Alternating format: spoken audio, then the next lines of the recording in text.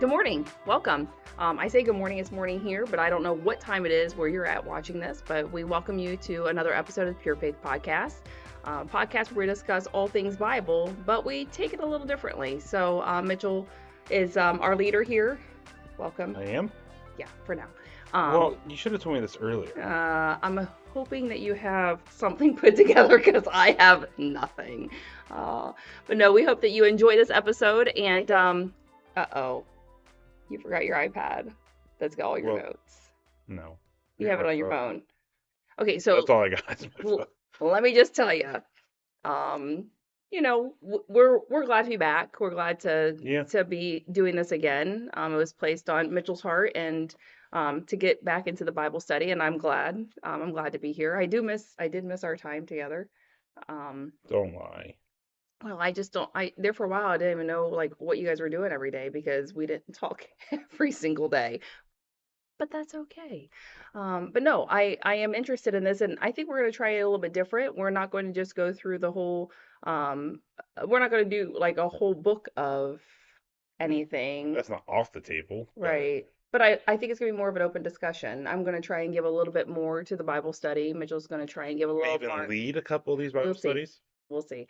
Mitchell said that he could be the comic relief. I wasn't too sure Hilarious. about that. So hilarious. No. Hilarious. Sure, we're gonna do that route yet. But anyhow, we do welcome you. And what you got for us today? I can tell you it's storming. Oh yeah. We were gonna get started a little bit early this morning. Again, we used to do these in the evenings. This time we're doing it in the morning. So it was an early. Yeah. It was early alarm clock, even though I sleep wonderfully. Like I have no issues except for it stormed last night. So I was up at 3. I was up at 5. My alarm went off at 6. So you want to know how I slept last night? Like a rock. No. Uh-oh. On the couch. I considered getting up and going to the couch. Oh no. So Ephraim's been, I don't know if you want to say full-fledged sick, but he's been uncomfortable for the last couple of days. Oh.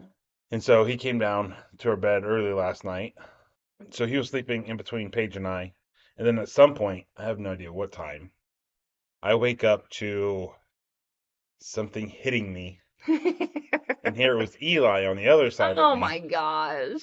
And he crawls into bed. And I have no idea what time it is. Normally, if it's too early, we send the boys back up. But normally they go to Paige because she's a lighter sleeper. Yeah. Well, he came to me. I didn't bother looking to see what time it was. So then he lays next to, well, he goes between me and Ephraim. Well, then those two like start fighting. So then I take Eli and move Eli to the other side of me. And so I'm sleeping between Eli and Ephraim. Oh. But then I'm very limited in my movement. Yeah. And so I have Eli like laying on this arm.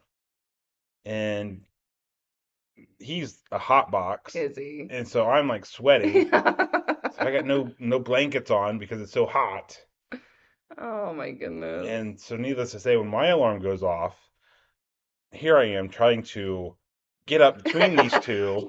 Let's just say we can all envision that this is not a smooth process. No. My right arm is completely asleep because right. Eli's been sleeping on it. So can barely move this. It wasn't dead, but it was tingly. I couldn't feel it. But I had movement, but I couldn't feel it. So it wasn't a dead arm, but and then I'm trying to get up, and then I start cramping. So now I'm trying to sit up between these two. I got a dead, or not a dead arm, but a completely asleep arm. My alarm's going off. I got cramps. I'm just trying to shut the alarm off so I don't wake everybody up. This sounds like old age. It was old age. So wait, so when you left though, were they still sleeping? No, Zeke is the only one still in bed, or was still in bed. I assume he's still in bed, but I don't know. Yeah, Eli was already up watching Sonic Prime. Oh, I didn't know the show existed. Yeah. And Ephraim was hanging on Paige. Yeah. Mama's boy. Yeah, that's that third one, I think. It's like the first and third. Like the middle one, not so much because I don't know. The poor middle child. I feel for Eli sometimes. I've got an Olivia who's the middle child. I hear about it all the time. But I remember those days though. But see, I could not have our kids in our bed because they turned in their sleep. So you'd wake up to a foot kicking you or something. So I was like, So I Oh, I had that. actually had I at some point put blankets, all the old blankets from like Grandma Conk and whoever we accumulated these from. We made this into a bed by one of our walls with a pillow. It was there all the time. So that way, when one of our kids, also known as only the child of Olivia, got up in the middle of the night, she could not come into our bed, but she knew that she could lay on the ground right there. So that was our out. I couldn't do it. I could not have them in our bed. I could not sleep with them in our bed. Mind you, we even had a king size bed, and I'm like, can't do this. So they had their own little special places, and for when they were sick. I wasn't having a kid getting sick in my bed. Uh, um, I can sleep through a lot. So yeah, Yeah. I had knees. So I decided at some point last night I woke up and decided that our boys are mountain goats when they sleep because they're constantly trying to climb. Climb. Like I had legs on me, arms, and it was coming from both sides. If they were in their own bed, they probably wouldn't have moved at all. Probably not, but yeah, they kept just he's a snuggler anyways. He Oh. couldn't get close enough, Oh. and it's just like, okay, God love them. yeah. Mm-mm-mm. So, well, Anyways, yeah, so those were and it was storming here throughout the day today. So, yeah, it's gonna be a crazy day. We got lots going on. We've got basketball coming up hmm this morning, so for Zeke. So it's gonna be move, move, move. And then we're having dinner tonight. hmm I'm so I excited. told Matt Kendra too. Oh, fantastic. I was wondering who was all gonna be there, so fantastic. Yeah, you and Are we doing it at your house? yeah. Okay, yeah. So anyhow, we're doing a hibachi grill tonight. So Mitchell has invited us over for Apache. dinner. So we are excited about that. So we have a busy day today. Um, and we're getting started early. We're getting started with this. So what you got? I'm going to go through. I'm going to read the entire Psalm 22. This will sound familiar to a lot of you. So we'll read it, and then I'll go back through and kind of break it down, section by section. Um, Psalm 22 is it's interesting in the fact that, well, first of all, it's a lament. It's a So what? a lament. Okay. So it's, and we'll get into this once we get started, but Okay. it's just somebody just really expressing how they feel, in a very torn, distraught, sad, um, just a guttural type, um, expressing of their feelings. So it's a lament, but it kind of goes a lot of different directions, and we'll see that. So, And this is something you've been studying, I think, with Matt, haven't you? Is it this well, psalm or that's is it a where it different psalm? started. No, this Okay. that's where it started. We haven't really talked about it much lately, Mm, um, because then we decided to start doing this again, and I was like, oh well, I'll just wait and we'll do it on the podcast, and then okay. Yeah, do because it I that knew that way. you had said something about it when I know this has been placed on your heart for a reason. So, let's start. Okay, so Psalm 22 to the choir master. So this is a little intro before the actual psalm. To the choir master, according to the doe of the dawn, a psalm of David. So that's just a little introductory type thing. And just so we know, David wrote all the Psalms. Well, this he didn't write all the psalms, but this is a psalm of David. Okay. There's a lot of debate and argument over what that actually means. It doesn't necessarily mean that David wrote this. Okay. It could have been written for David or by David Okay. or about David by somebody else. Hmm. So we don't know. David is involved somehow, but we don't know exactly how. I think for our discussion, we're just going to assume that David wrote it, even though that Okay. may not be necessarily true. Okay. Um, but just for argument's sake, that's what we're going to assume. Gotcha. Okay, so verse 1. And I'm reading ESV, by the way, for anybody who is following along. My God, why have you forsaken me? Why are you so far from saving me from the words of my groaning? O my God, I cry by day, but you do not answer, and by night, but I find no rest. Yet you are holy, enthroned on the praises of Israel. In you our fathers trusted. They trusted, and you delivered them. To you they cried and were rescued. In you they trusted and were not put to shame. But I am a worm and not a man, scorned by mankind and despised by the people. All who see me mock me. They make mouths at me. They wag their heads. He trusts in the Lord. Let him deliver him. Let him rescue him, for he delights in him. Yet you are he who took me from the womb. You made me trust you at my mother's breast. On you was I cast from my birth, and from my mother's womb you have been my God. Be not far from me, for trouble is near, and there is none to help. Many bulls encompass me, strong bulls of Bashan surround me. They open wide their mouths at me, like a ravening and roaring lion. I am poured out like water, and all my bones are out of joint. My heart is like wax, it is melted within my breast. My strength is dried up like a potsherd, and my tongue sticks to my jaws. You lay me in the dust of death. For dogs encompass me, a company of evildoers encircle me. They have pierced my hands and feet. I can count all my bones. They stare and gloat over me. They divide my garments among them, and for my clothing they cast lots. But you, O Lord, do not be far off. O my help, come quickly to my aid.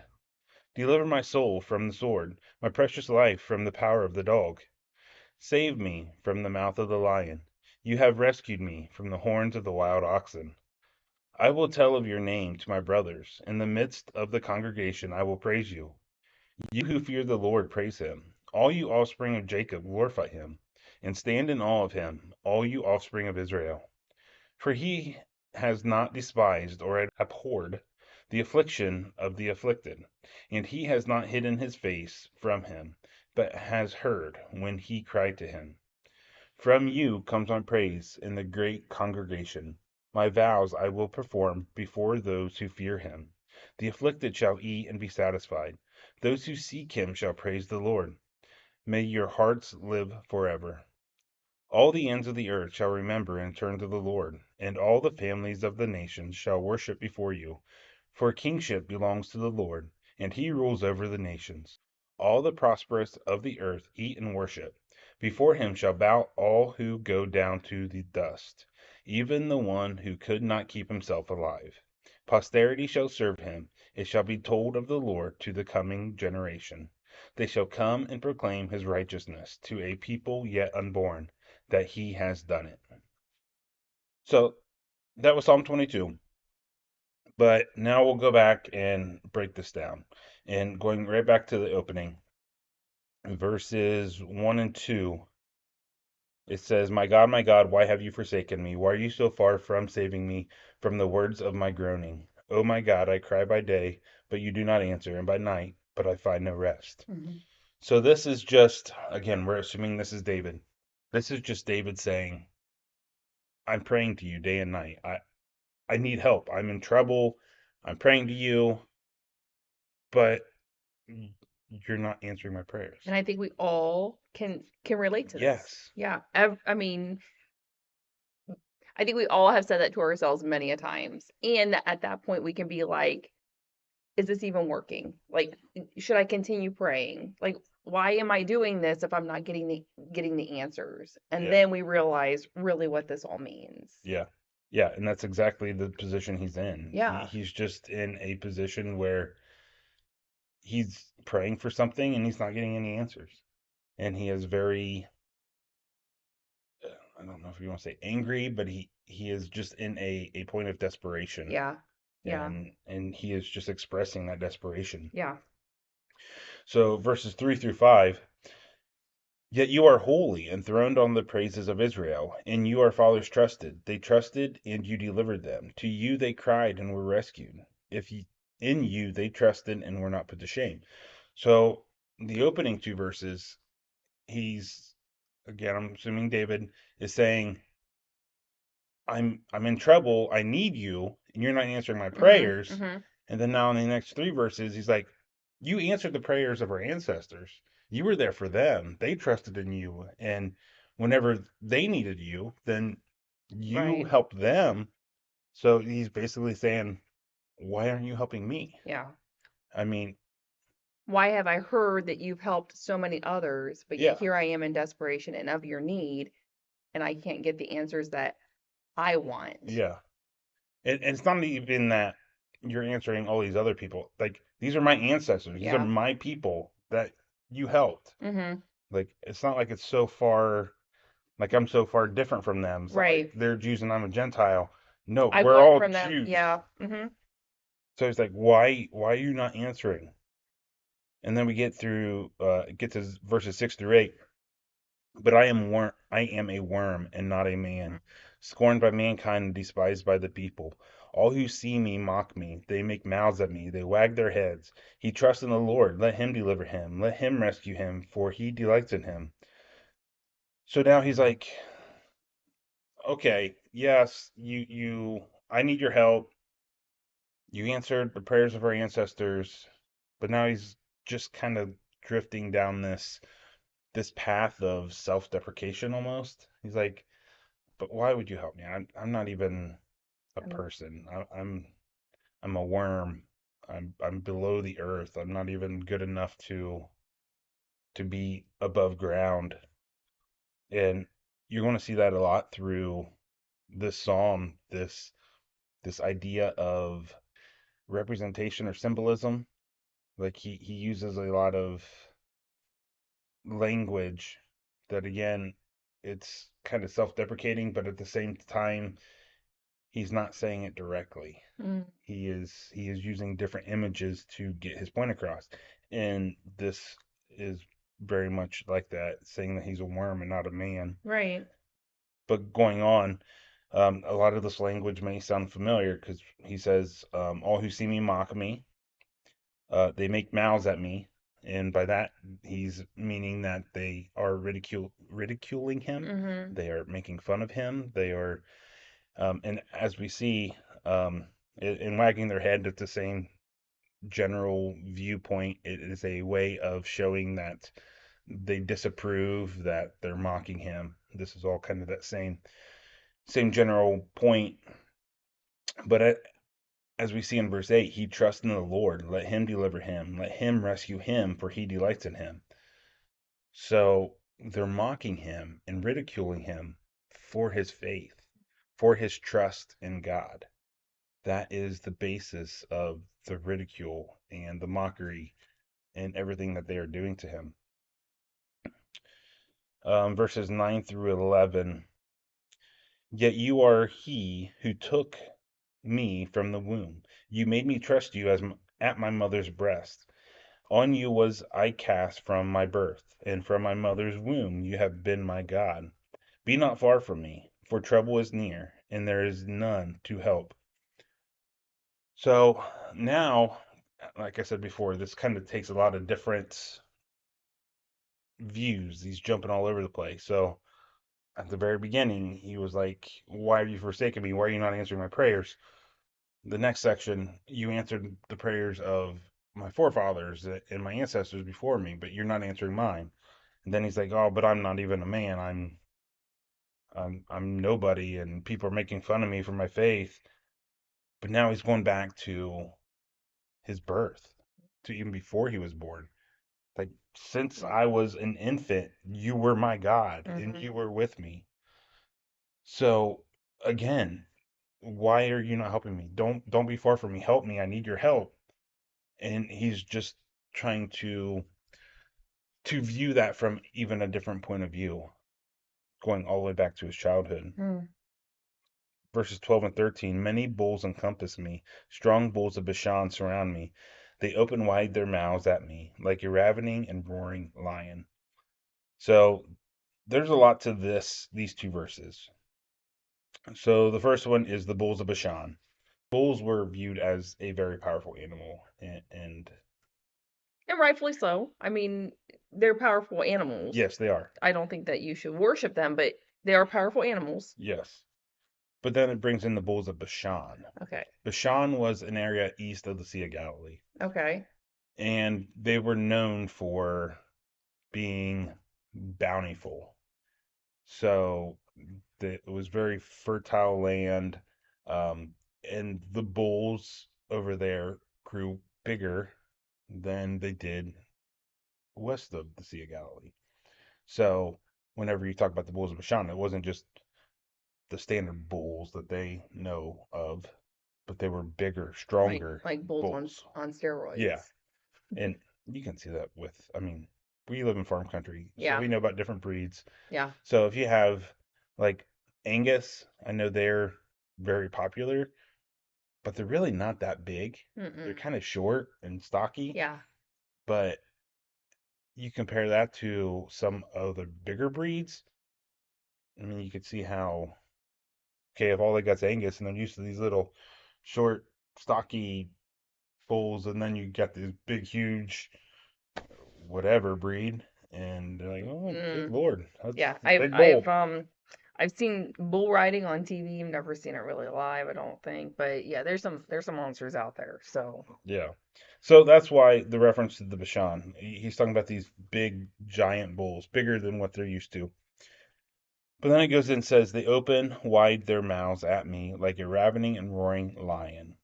Lions are used quite often, especially in the Old Testament. There's over 130 references to lions in the Old Testament alone. Not as many in the New Testament, but it was very popular in the Old Testament. And the reason for that is, again, if you put yourself into the position of the readers and the authors of that day, they're kind of, they know locally what's there. And so everything is based on locally. Even though Hmm. here in the US, if we were writing back in that day, we probably didn't have any lions here. Um, but there in Palestine, in that area, lions were there. They knew Hmm. about lions. And lions were considered one of, you know, a very powerful predator. Probably the most feared predator that they had in that area at that time. And so whenever they reference lions, it is typically in reference of enemies and their enemies trying to attack them and kill them. But we see it used not only for just general enemies, the devil and his evil forces, mainly the devil himself, is considered a roaring lion. But Jesus is also considered a Yeah. lion. It's, the lion of Judah. Yeah. So you're like, well, how does that make sense? How can the devil and Jesus both be compared to a lion? It's actually pretty simple once you think about it, because again, the general reference to a lion is for enemies and devouring, um, your enemies wanting to devour you. Well, obviously, the devil wants Oh yeah. to devour us, Hmm. but Jesus devours his enemies. Hmm. So to us, he's a lamb, Hmm. but to his enemies, he's a lion. So to the devil, Jesus is a lion because Jesus is going to devour him Yeah. in that day. That is in the future. But that is why they're both referenced as a lion. It's because it's more of they're attacking their enemies. And we are the enemies of the devil, but the devil is the enemy of Jesus. Yep. Yep. So, um, again, there's just a lot of references to lions, especially in the Old Testament. So, 14 and 15. I am poured out like water, and all my bones are out of joint. My heart is like wax, it is melted within my breast. My strength is dried up like a potsherd, and my tongue sticks to my jaws. You lay me in the dust of death. This probably sounds familiar to a lot of you, and I'm not going to get into why that sounds familiar to a lot of you right now because I want to save that for the end. Mm. So again, we're just viewing this as if David wrote it, and to a lot of us, and for obvious reasons, this sounds like a yes, a crucifixion. But David was never crucified. Mm. So why would David be explaining a crucifixion like he is being crucified when he was never crucified? And I think this goes back to kind of what I was saying before is there's a lot of symbolism here. He's not saying, I mean, yes, he is kind of explaining what a crucifixion would be like, but he's not saying I was literally crucified. He's just saying I feel like I am being crucified. Mm-hmm. He is using that symbolism. We have to remember that David, he did a lot of traveling. He was king and he was at war a lot. He he was at war a lot. And so he did traveling. And in these different areas that he went to, it's not that far fetched to believe that he's seen crucifixion. It was around in the time of David. Mm-hmm. Now, the Romans were the ones who said to quote unquote perfect crucifixion, Mm. if you can perfect a way of torturing and murdering people. Yes, I just rolled my eyes on camera. Um, yeah, that's it. It Whatever. is what it is. Yeah. But they're the ones who, the Romans were the ones who were able to find a way to maximize the torture of it. So that's why they're said to perfect it. But that doesn't mean David didn't see crucifixion. He that doesn't mean he couldn't see, like, he just could have seen it at other places. And now he is, and I'm pretty sure that if you would see somebody being crucified, I don't think you would ever forget that. Mm-mm. No matter how many years had gone by, I think that would always be in your memory. Mm-hmm. Yep. So here, David is in a situation where he's feeling abandoned by God because he's praying and his prayers aren't being answered. He has people mocking him, making fun of him, ridiculing him for his faith in God, and he feels far from help, and he feels like he's being attacked by his enemies, and he just feels like he's being crucified. And so that is what he's explaining here. He's not saying I'm literally being crucified. He's just saying I feel like I'm in a position where I'm being crucified. And I'm sure we've all felt like that Yeah. before. Like when you're being attacked for no reason and it seems like you can't get any help. Right. Um, I know And you've you're been in just that falling. Yeah. situation. I've been in that You situation. just feel like you're falling apart. Yeah, and like you're praying, but there's doesn't seem to be any answers. But you've seen other people's prayers be answered, and yeah, yeah, I mean, all of it. You can relate so far to what we've read in Psalms 22. You can relate to all of it. Yeah, very much so. And I mean, I think everybody has been in that spot. You may not realize it until now, putting this all together, but it's an everyday thing. Mm-hmm. It can be an everyday thing, an every person thing. Yep. Mm. And you may not feel this way You may not, often. and you may not realize you feel that way Yeah. until you, like, really. I know that I pray. I know that there's answers. There are prayers that don't get answered. I understand the reasoning behind all of it. I understand that not all of them are going to be answered the way that I want them answered. But I never, until sitting here, realized how much I live in Psalms 22. I Mm-hmm. have been there before, but I've never realized it. Hmm, interesting. So going back to verses 14, 15, it says he is poured out like water. Hmm. That is just a way of saying he is weak. He's feeling weak. Hmm. Same with all my bones are out of joint, just expressing weakness. My heart is like wax; it is melted within my breast. Like his will is fading. I mean, as It's as you're reading this, it's just like my body just feels like it's ready to just fall to the floor yeah.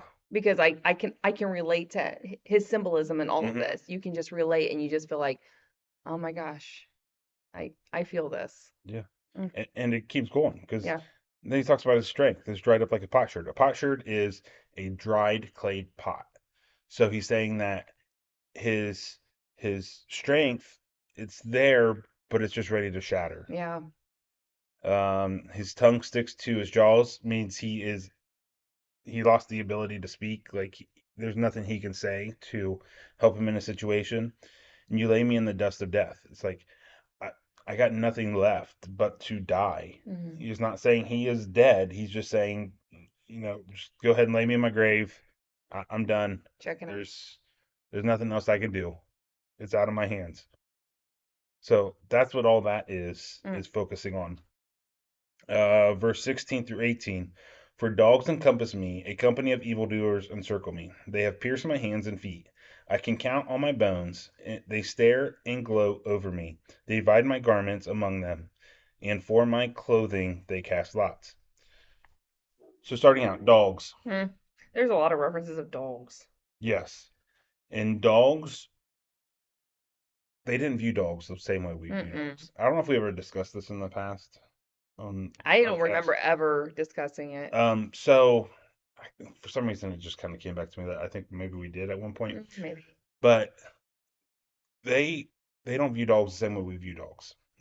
For us, dogs are household pets. You got two of them. Great companions. Mm-hmm. A lot of people keep dogs in their houses. Mm-hmm. Back then, dogs were despised. They were a sign of just contempt. They were scavengers. They were Vicious. gross. Yeah. To for somebody to call you a dog was one of the main insults that they had back then. Like, It just in a sounds lot of the, in a lot sounds of the, crazy, but yeah, I can see how that could be because, I'm sure they're just going after everything. Like, you know, if they're not your pet, like we feed and we make sure our dogs have food and water and shelter. I mean, yeah, but I can see, back in the day, there's not enough food for us, let alone to have for a pet. yeah, and a lot of the references to dogs, um, like especially when God's talking, is you're gonna die and your body will be left for the dogs and stuff along those lines, and like that would be like the greatest insult for Mhm. them at that day. Mhm. So that is just why dogs are mentioned, and dogs are also used, especially like here, as a reference to again more evil, like Yeah, a pack of enemies. villains. Yes, in this case, it is a pack of villains, evildoers. So like he's just saying that he's being surrounded. Again, we're going along that same symbolism. He is broken, And feel like he's being attacked. and he feels like he's being attacked. He's being encircled, like Mhm. his death is coming. It's near. Unless you answer my prayers, God, I'm done. I'm Mhm. dead.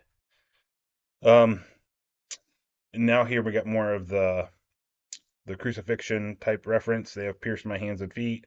I can count on my bones. They stare and gloat over me. They divide my garments among them, and for my clothing they cast lots.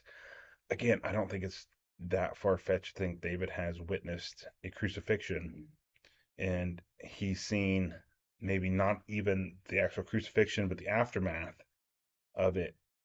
And so he kind of knows what that looks like and can only imagine what that would feel like. Yeah. And now he's just saying, that's how I feel now. Mhm. Even though it's not literal because David was never crucified, that's how I feel in my personal life Right. at that moment. Right. Mhm. Even though we have no idea what moment in David's life this would have been, Right. but whatever moment it was, that's how he was feeling. Now, 19 through 21. But you, O Lord, do not be far off. O you, my help, come quickly to my aid. Deliver my soul from the sword, my precious life from the power of the dog. Save me from the mouth of the lion. You have rescued me from the horns of the wild oxen. So again, he's going back. He just went through all this, Right. just, this is how I feel. This is, just explaining his innermost feelings and how, trying to find ways to explain just what he's going through. And now he's going back to Oh, but wait. what, yeah, and he's reaching back out to God. He's like, "Help me, Yeah. please."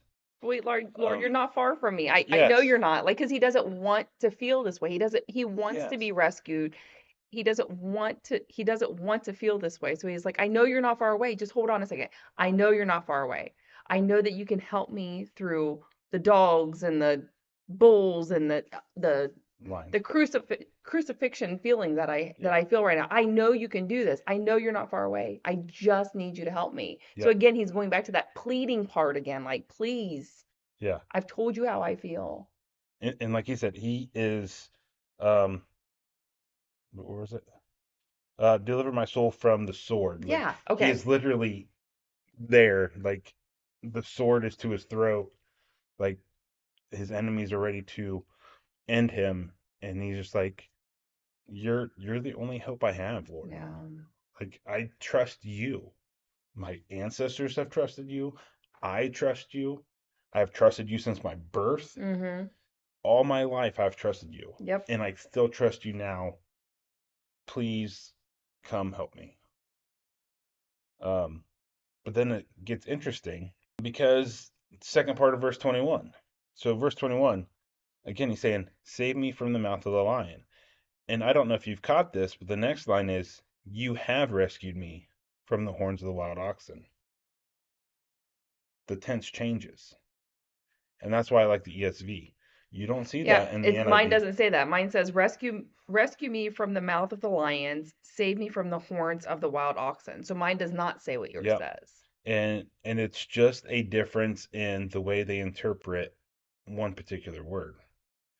Um, because the word is technically past tense. So that's why the ESV went with, "You have rescued me. You have saved me." And I'm sure that he has felt that before in all the years. But that's the thing. In this particular case, from this point on, for the rest of the psalm, it's all about Oh, praise. so Right you here think in during verse this 21, his prayers are answered. Hmm. So everything flips from this point on. So up to this point, it was a lament, like a strong lament. And like we talked just a little bit ago about all these different steps that he kind of went through during this lament, during this journey. Mm-hmm. And now right here in verse 21, all of a sudden it's like, "Save me, save me, save me. You have saved me." Mm. And so continue on verse. And I see this in 22. So mine doesn't Yeah. say that in 21. Mine reads differently. But in 22, as you were talking, I start to read this and I'm like, okay, I see what you're saying. Yeah. Up to this point, it's been a lament. "Oh, I've been struggling, I've been suffering, I've been praying. You haven't been answering my prayers, but you answered the prayers of my ancestors. But you've been my God since birth, and now I feel like I'm being persecuted and crucified, and I feel broken and lost and distraught." And again, we all feel like we've been here before. So it was Yes. very exciting to see that first part because we could all relate to this. Like we were talking, you felt this way in your life before. I've felt this way in my life before, but you never realized it until we sat here and we dived into this Psalm 22. So the first 21 verses very relatable. So Yeah. now let's take a look at the next set of verses that we have to see if maybe we can relate to them also. Yes. So again, verse 21, "Save me from the mouth of the lion. You have rescued me from the horns of the wild oxen." Again, And like we stated, yeah, different versions of the Bible say different things. Mine does not read that way. Mine says, "Rescue me from the mouth of the lions, save me from the horns of the wild oxen." It is not it's not no, stated the same. yeah, it doesn't use that past tense. No. And a lot of the versions are like yours. Mhm. The ESV though has that past tense. And again, it is just a different way of translating the same word that is used in the original. Mhm. So, But as we go on, like I stated in our last episode, I read the first line as Mitchell was talking. Sorry, and I realize it does change. It changes just like yeah. any version. So, let's get into verse So 22. 22 and 23. "I will tell of your name to my brothers. In the midst of the congregation, I will praise you. You who fear the Lord, praise him. All you offspring of Jacob, glorify him, and stand in awe of him, all you offspring of Israel." So here, again, drastic change. It goes from "woe is me" to "I will praise you." Mm. But notice who he is praising and who he is pointing out. And it is all you offspring of Jacob, all you offspring of Israel. So he is really focusing on the Israelite people, the Jewish people. So verse 24, for he has not despised or abhorred the affliction of the afflicted, and he has not hidden his face from him, but has heard when he cried to him. So now he is talking about himself, saying, yeah, I was in a bad spot. I was praying to God, and I was praying and praying, praying. I didn't think he heard me. I was asking, why haven't you heard me? Why are you not answering my prayers? We've discussed all this. But now he's saying, God did hear me. And basically, he was just waiting for his timing to rescue me. So this is kind of his reasoning for his praise, is the fact that God did listen. So verse 25, 26. From you comes my praise in the great congregation. My vows I will perform before those who fear him. The afflicted shall eat and be satisfied. Those who seek him shall praise the Lord. May your hearts live forever. So once we started this whole praise idea, he was focusing on the people of Israel, the Jewish people. But now it is saying, the afflicted shall eat and be satisfied. Those who seek him shall praise the Lord. So now it's being expanded a little bit to not just the Jewish people and the Israelites, but to anybody who seeks him. Mm-hmm. So that would include any Gentile who seeks the Lord. But it goes even further. Verse 27, 28. All the ends of the earth shall remember and turn to the Lord, and all the families of the nations shall worship before you. For kingship belongs to the Lord, and he rules over the nations. So now it went from Went from Israel this to this bigger to it all. to the nations. So the whole world. Mm-hmm. But guess what? He doesn't stop there. So now it goes, all the prosperous of the earth eat and worship. Before him shall bow all who go down to the dust, even the one who could not keep himself alive. Stopping there. So now it's not all the nations, but everybody who has died. Mm-hmm. Everybody who couldn't keep themselves alive. So everybody who died in the past bows down and worships Jesus. Posterity shall serve him. It shall be told of the Lord to the coming generation. They shall come and proclaim his righteousness to a people yet unborn, that he has done it. So, started off as Israel, Mm-hmm. all those who worship him, Mm-hmm. all the nations, Mm-hmm. all those who have died before him, And all all who's going those to yet come. unborn. So it's literally Everybody. everybody who has ever existed, who ever will exist. Does this kind of sound familiar? Mm-hmm. Because now let's tie it back to Jesus. Mm-hmm. And in Matthew, whenever Jesus dies, right before his death, he cries out, Eloi, Eloi, lama sabachthani. My God, why have you forsaken me? Mm-hmm. And at that time, a lot of people were like, oh, wait, he's calling Elijah, blah, blah, blah. They didn't understand what he was saying and why he was saying it. And there's a lot of debate over what Jesus meant with these words.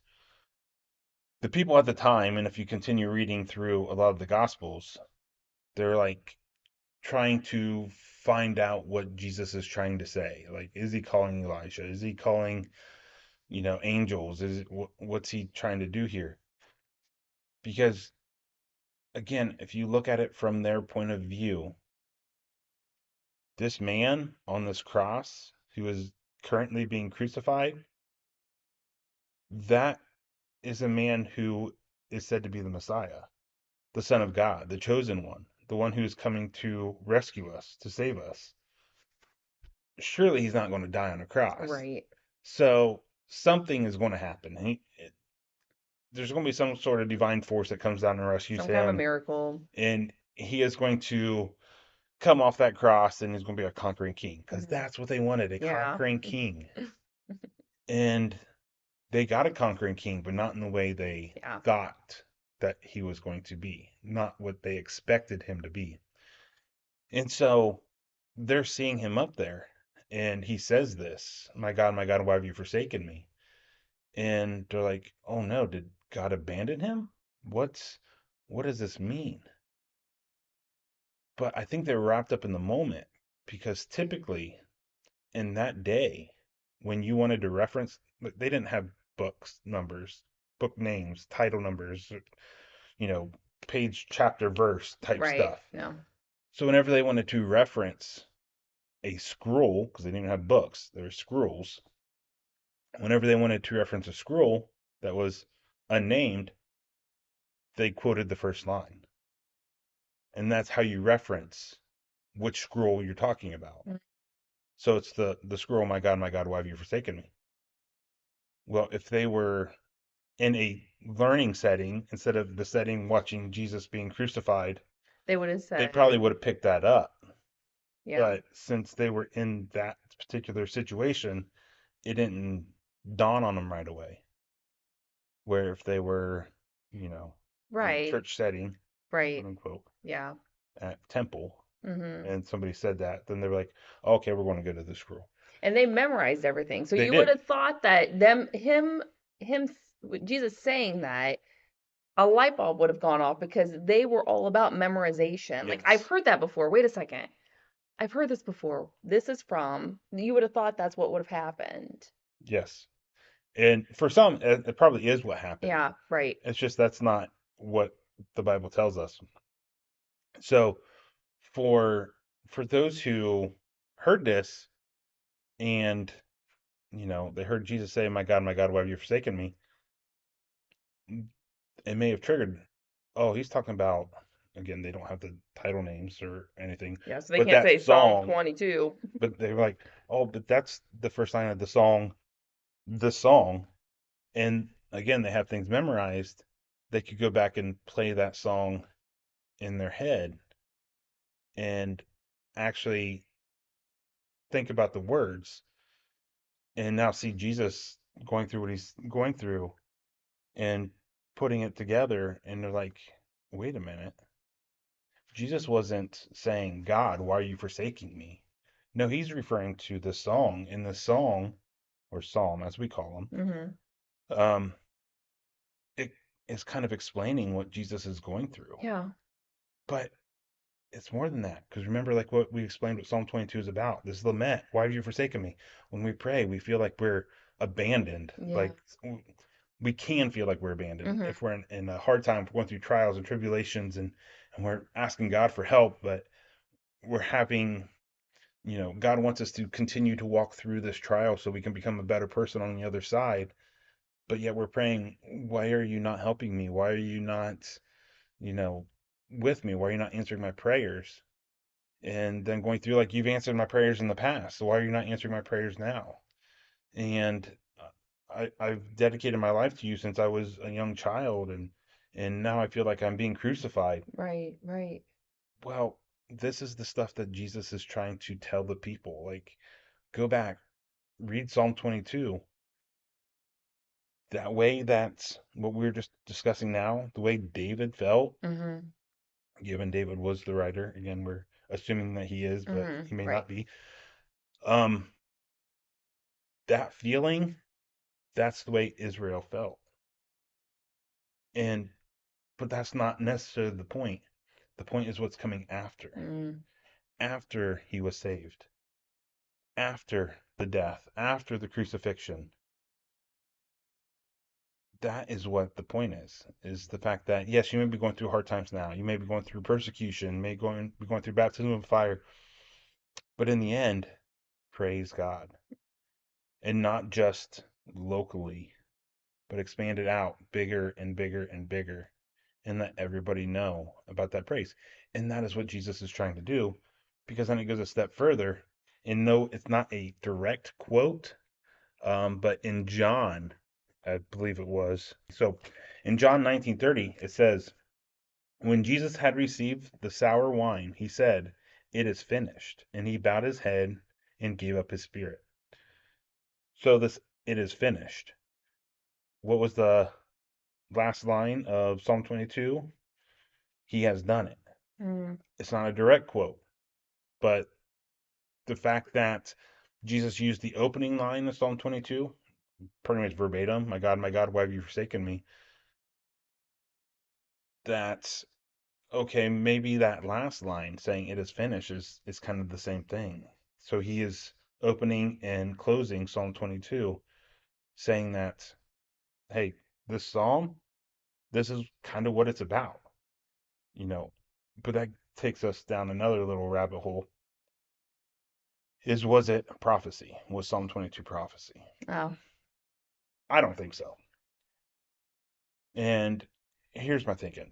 If David is the one who wrote it, David was not known to be a prophet. David was a king. He was a conquering king who did a lot of war, a lot of fighting, but he was a very good king, Yeah. a king who was after God's heart, and he was known for other things that were not so great, Yeah. but he is still considered one of the greatest kings, at least for the Israelite people. But he was not known to be a prophet. I think this psalm is exactly what I explained it to be: a lament, a story of a man who was going through a very, very hard time, who felt broken and shattered, like he had no power and he was surrounded by his enemies. But the Lord brought him out of that, Mm-hmm. and he vowed to proclaim God to not only Israel, but all the way out to the whole world. So I see this. Yeah. even though this wasn't, I don't consider this a prophecy, who's to say God couldn't use it Mm. as a way of saying, yeah, you know that thing, that song that David wrote way back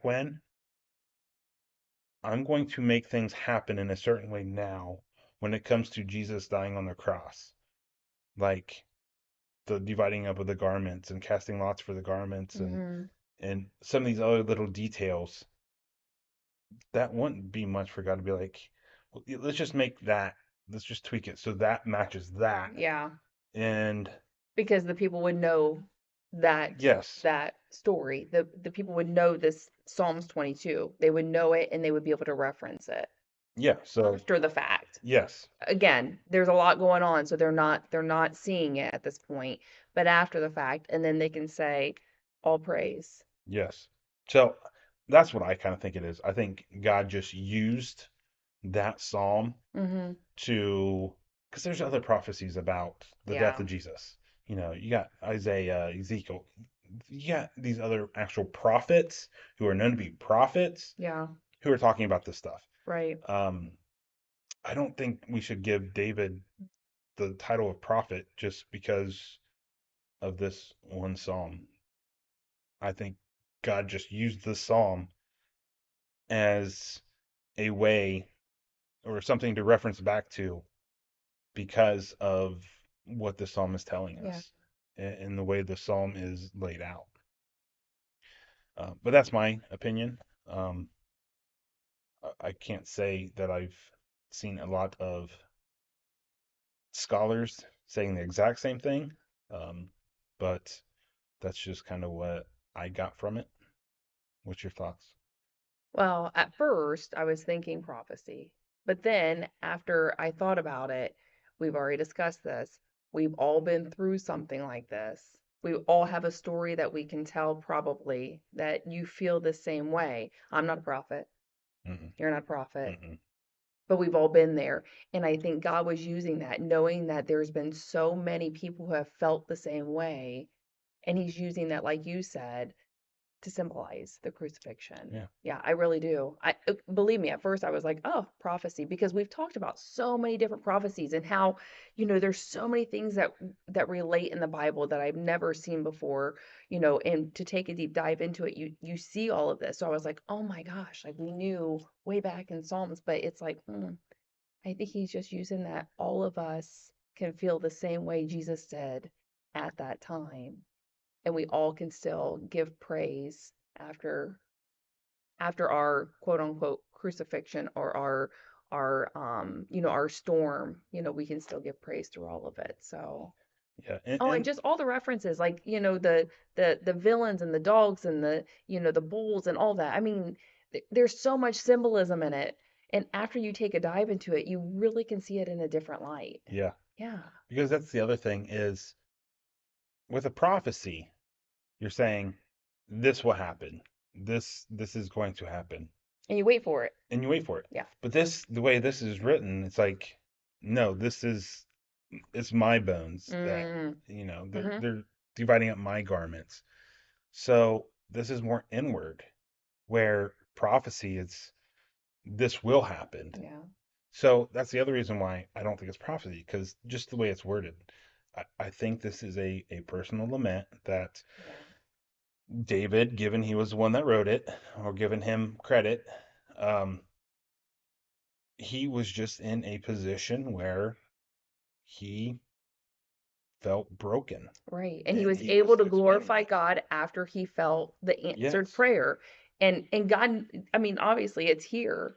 And again, I think that, like you said, I think that God took that story knowing that everybody had heard this before and knew this and had felt this before, and that Yeah. everyone could relate. And that's something else is it's not bad to pray like that. Mm-mm. I mean, in our own prayer life, if you are feeling distraught and broken, tell God about it. Don't hold back. David wrote about this kind of stuff. There's other places in the Bible that this type of lament is written. Let it go. Tell God everything. Right. Just pour out your heart, whatever it is. And even if you don't have words for it, you don't need the words for it. You know. It literally tells us in scripture that you don't need the words. God knows what you're trying to pray. Right. But until you come to him with it, Yes. he doesn't realize. I mean, he knows that but until you come to him, You have to whether bring it to with his the feet. words Yep. or just a deep connection about it, is going to be before you get that answer, before you get to get what you're looking for out of it.